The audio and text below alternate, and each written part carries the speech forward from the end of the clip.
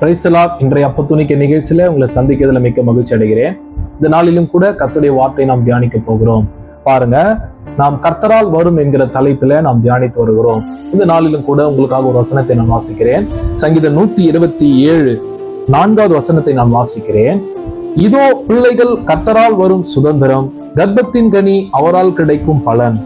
ஆமீன். கவனிங்க, நேற்றைய தினத்துல நாம் பார்த்தோம் திருமணம் கர்த்தரால் வருகிற காரியம் என்று நாம் தியானித்தோம். இந்த நாட்கள்ல கூட பாருங்க, பிள்ளைகள் கர்த்தரால் வரும் சுதந்திரம் என்று நாம் பார்க்கிறோம். அப்போ பிள்ளைக்காக இன்னைக்கு கலங்கி கொண்டிருக்கிற கர்த்தருடைய பிள்ளைகளே, இதை கேட்டுக்கொண்டிருக்கிற நீங்க, ஆண்டவர் இன்னைக்கு உங்களுக்கு ஒரு நல்ல செய்தியை கர்த்தர் உங்களுக்கு சொல்லுகிறார். பாருங்க, பிள்ளைகள் என்பது கர்த்தரிடத்திலிருந்து வருகிற ஒரு காரியம். அல்லேலூயா. அது மனுஷரிடத்திலிருந்து அது கிடைக்காது.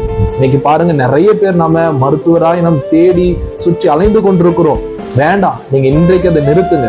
பிள்ளைகள் என்பது கர்த்தரால் வருகிற ஒரு சுதந்திரம் என்று பார்க்கிறோம்.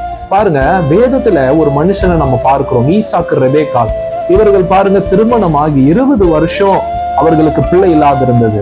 ஈசாக்கு என்ன பண்ணாரா, தன் மனைவி மலடியா இருந்ததுனால கர்த்தரிடத்துல போய் அவர் விண்ணப்பம் பண்ணினாராம்.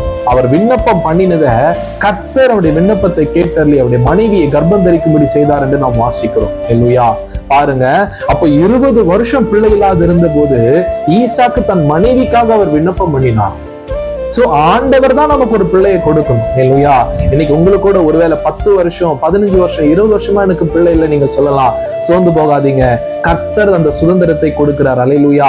அவரிடத்துல நீங்க விண்ணப்பம் பண்ணுங்க, ஜெபம் பண்ணுங்க.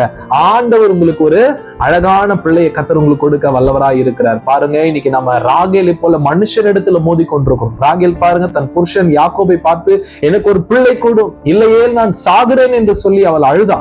அல்லேலூயா. ஏன் இன்னைக்கு அழுது கொண்டிருக்கிறீங்க? ஆண்டவரிடத்துல கேட்டா அதை தரமாட்டேன்னு சொல்ல போறாரா? அவன் வேதத்துல பார்க்கிறோம். பாருங்க, அன்னாளின் கர்ப்பத்தை அவர் அடைத்திருந்தார்.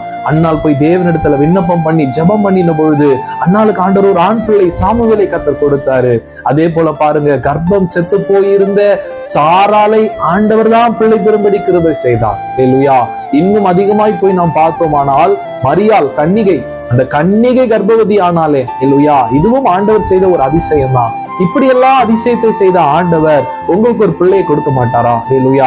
ஆகையினால நீங்க பிள்ளைக்காக அங்கங்கே அலைந்து திரியாம தேவனிடத்துல மன்றாடி நீங்க ஜெபம் பண்ணி நீங்க கேட்பீர்களானால் ஆண்டவர் உங்களுக்கு ஒரு பிள்ளையை கொடுக்க வல்லவராய் இருக்கிறார். இப்ப பாருங்க, வேதம் சொல்லுகிறது, பிள்ளைகள் கர்த்தரால் வருகிற சுதந்திரம், அது மனுஷனிடத்திலிருந்து கிடையாது. சோர்ந்து போகாம ஜெபம் பண்ணுங்க, ஆண்டவர் உங்களை ஆசீர்வதிப்பாராங்க. ஆமென்.